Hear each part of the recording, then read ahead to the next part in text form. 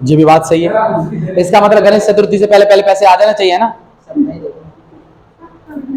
तो बेटा कोई बात नहीं, तुम भी सपने देख आओ। कैपिटल, ध्यान सुनिए बेटा, बहुत इजी सा टॉपिक है कैपिटल एडजस्टमेंट, बहुत इजी सा टॉपिक है, समझो। सबसे पहले आपको यह समझना होगा कि एक पार्टनर जब रिटायर होता है या फिर जब उसकी डेथ होती है, तब सबसे पहले उसको मेन राइट्स किस किस चीज में होता है, किस किस चीज में होगा? सबसे पहले उसको क्या मिलेगा बेटा? बैलेंस ऑफ कैपिटल,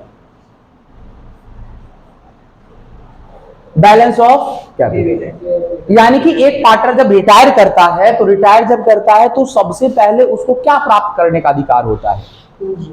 पूंजी, जो उसका रखा हुआ है बेटा। दूसरा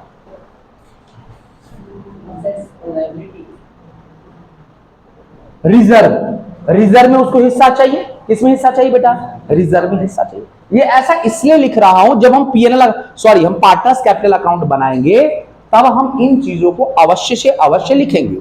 अगर किसी क्वेश्चन में रिजर्व नहीं है तो हम शक्ति प्रदर्शन मोहित नहीं करेंगे। आ रही बात। तीसरा रिजर्व हो गया। रिजर्व का मतलब क्या होता है बेटा? संचय। क्या होता है बेटा? संचय। संचय क्या होता है बेटा? संचय। अच्छा, तीसरा debit oblique credit balance of PNL account. Clear बेटा?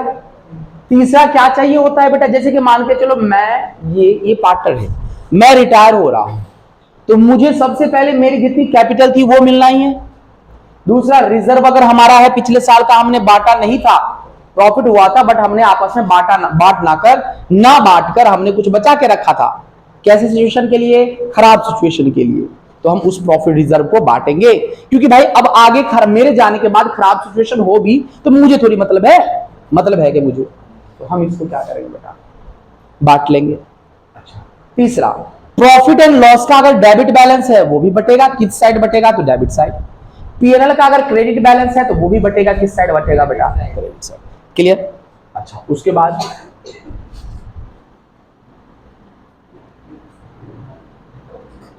शेयर इन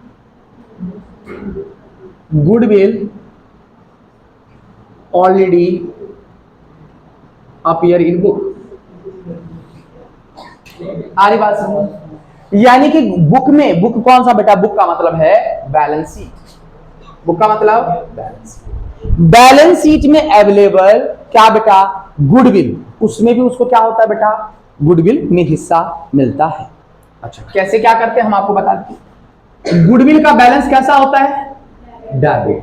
डिस्ट्रीब्यूट करने के लिए हम क्या कर देंगे बेटा? सिंपल लॉजिक बता रखा है बेटा। और किसको डेबिट करेंगे? तो सभी पार्टनर। अच्छा, चौथा और क्या बेटा? और क्या मिलता है? अब revaluation share in profit oblique loss of revaluation. यानी कि रिवैल्यूएशन अकाउंट के रिवैल्यूएशन करने पर जो अगर प्रॉफिट होता है या लॉस होता है उसमें क्या बेटा? शेयर। उसमें क्या? वो भी मिलता है। नेक्स्ट और बताओ, और बताओ। अब share in goodwill,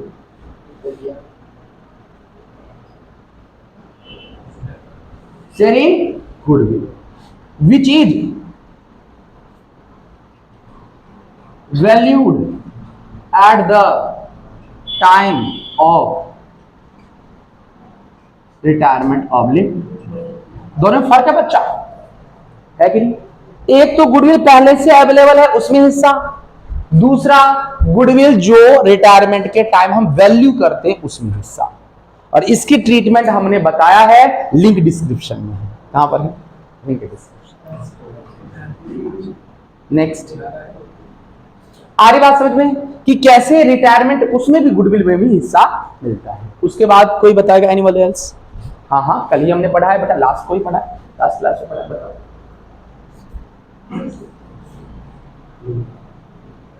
share in profit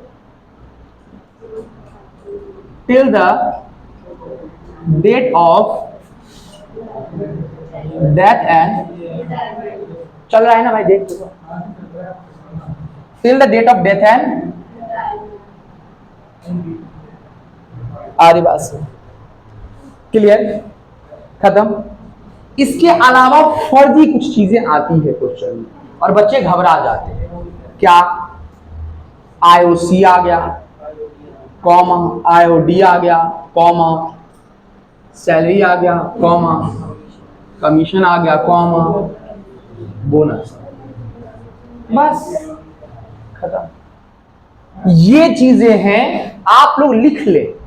आप लोग क्या करें बेटा, इस चीज को लिख ले। इसके अलावा मुझे जहां तक याद नहीं है कि कुछ चीजें छूट रहा है, मुझे याद नहीं। याद है क्या किसी को?